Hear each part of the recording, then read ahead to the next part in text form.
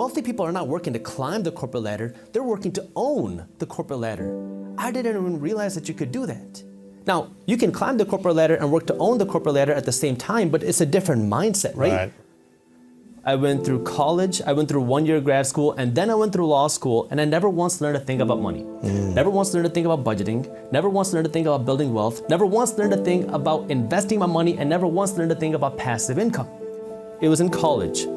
I realized that something's wrong. Something's not adding up. And it actually happened. I was studying to get into medical school.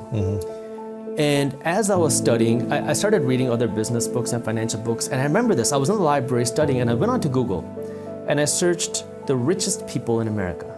And you see people like Steve Jobs, Warren Buffett, Bill Gates, Mark Zuckerberg. And I was like, none of these people are doctors. None of these people went down that traditional route of getting a degree, doing a good job. Am I missing something? Because I thought that if you go to school, get a good degree, you can make a lot of money. And if you work harder in school, get better grades, you'll make even more money. So I thought it was just directly correlated. Your grades, your income. And that's when I started questioning things. And I realized, oh, maybe this isn't right. And as you start to go down deeper and deeper down the rabbit hole, you start to realize, oh my God, everything that I've been told is a lie.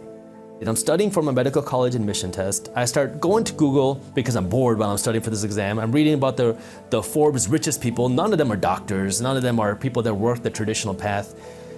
And I have this idea to start investing in real estate. So I started looking at real estate in between my study sessions. And on August 22nd, I took the medical college admission test, the MCAT. On August 23rd, I closed on my first real estate investment property. How old were you? I was 19. Holy cow. It was out of foreclosure. It was $8,000. It was selling for about 150 grand just a few years prior. So I put in a few $1,000s worth of work and I leased it for $600 a month. And now all of a sudden, my mind was blown because I kind of had this idea of what entrepreneurship was. I had never heard that term until I came to college, but I was running this event planning company and I'm starting to learn about this thing called entrepreneurship. And now I have this condo that's generating me this almost passive income. I say almost because I was making a lot of mistakes in the beginning. But now I'm like, wow, this investing thing is very unique because I never learned this in school. My teachers never taught me this. But why am I working so hard in school? Now I start having this emotional dilemma. Do I really want to be a doctor? Maybe. And now I'm starting to question my actual beliefs. Because if I become a doctor, how do you make money? You treat people. I kind of have this entrepreneurial mind. I want to become successful. How do you make more money? You treat more people. So it's like, this kind of runs into a dilemma because if I'm trying to maximize my income as a doctor, I got to maximize how many patients I see. Maybe that means I don't get to give the best value to each individual patient. But as a human, I want to provide the most value possible. So I start to kind of face this dilemma where maybe I'm becoming a doctor for the wrong reason. So now I'm starting to go down this financial education journey. And the more I learned, the more I realized I was lied to. We're taught to go to school, to get a degree, to get a job, so we can then get a job and climb the corporate ladder. But wealthy people don't do that. Wealthy people are not working to climb the corporate ladder, they're working to own the corporate ladder.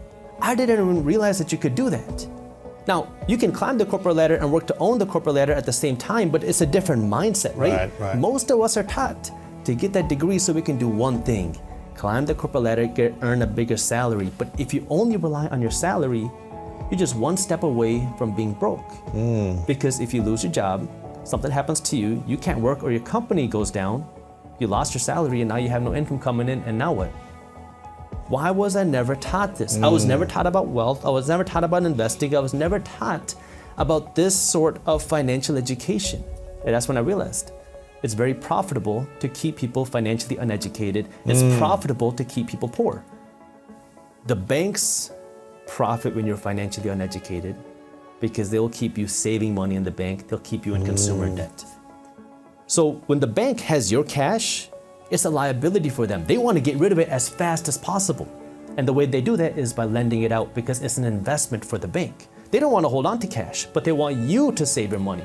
And what's happening to your cash while it's there is losing value to inflation each and every day. And so now when you keep your cash in the bank is paying you 0.01%. maybe 0.5% if you're lucky, and they're turning around lending it for 5%, 6%. And so the bank does not want to keep that cash in savings because it's a liability for them. They want to keep you spending money on their credit card because now they'll get to earn 18 to 25% in interest every time you spend $1. Wow. Governments want you to be financially uneducated because when you're financially uneducated, guess what? You are an employee and you're a consumer. Who pays the highest taxes? Employees and consumers. Everybody knows that rich people don't pay taxes. It makes people angry, but a lot of times we don't understand why. Right. And we get angry at the wrong things and the wrong reasons. And if you learn the IRS code, it's a rule book. And the people who understand the rule book are the people who have the money to hire the good accountants and the good attorneys. What happens is wealthy people will understand how this works, play within that system, and pay little to no money in taxes. So now your job now as a business owner is strategically, how do you not have an income? Now you might say, well, I need money to spend. Sure, of course you do. But how can you now strategically use your income to pay for your lifestyle? Now, again, it's got to be within the rules, so talk to a tax advisor. But the question is, how do you spend your money in a way that is going to give you a tax write-off? But you have to be smart here, because you don't want to just blow $500,000 so you don't have to pay 150 grand in taxes, right? So, you just need to know the right strategies that can work for you. And these things change over time, which is why the best thing that you can do is go out and hire a tax accountant, a tax advisor, somebody that isn't just gonna file your taxes, but someone that's gonna help guide you and say, all right, here are some things that you could potentially spend your money on. Here are where there are more benefits coming this year, next year, things that you wanna do. And so there's gonna be times where it's gonna be more beneficial for you to spend money. There's gonna be times where it's gonna be more beneficial for you to take in money. And it's all a game. Yeah. And this is what wealthy people understand. It's all a game. And a lot of people hate that, oh, this person's not paying taxes, that person's not paying taxes. But at the end of the day, what you have to remember is somebody else wrote the tax code. Yeah. All that people are doing is they're trying to learn, okay, this is what the tax code is, what do I do? And then you kind of get into the other philosophical questions. Who does a better job with their money, right? Entrepreneurs who are working to create more jobs, who are working to produce more value, or the government, which, may not be so good with their money. I have a lot of friends who are doctors now. They're working their butt off. They're also paying the highest taxes. They're also trying to figure out how to afford my lifestyle, because when you go and become a doctor, you make a good salary. But guess what? Now you have big student loans you got to pay back. Yeah. So now you graduate, you're 28, 29 years old, you have $500,000 of student loans you got to pay back. You're making a few $100 grand a year, but you're working your butt off. It's very stressful. And now you have all these new expenses, your homes, your cars. The thing about student loans, the system, it says go to school, get a degree. If you don't have money to get a degree, what do? Get student loans. I started looking deeper, right? You start asking the question, why? The number one liability for young people nowadays are student loans. And the government always talks about how we have this huge student loan epidemic, this huge student loan problem. But the number one asset on the United States balance sheet are student loans. Really? So on one hand, we have people talking about the importance of higher education, the importance of going into debt to get your degree. And then at the same time, that's your number one asset.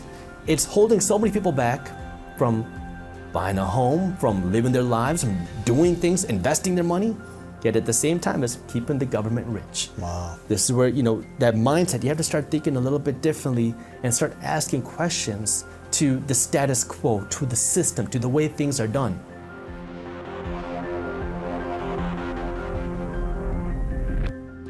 They have all these confusing terms that are going on. So it's a way to make financial education and what's going on with money more accessible to people, because I'm realizing how important that is to me, because the more and more I talk to people, the more the people listen to what I say, the more I hear, oh my God, I wish I would have learned this when I was younger. I'm like, yeah, I know, me too.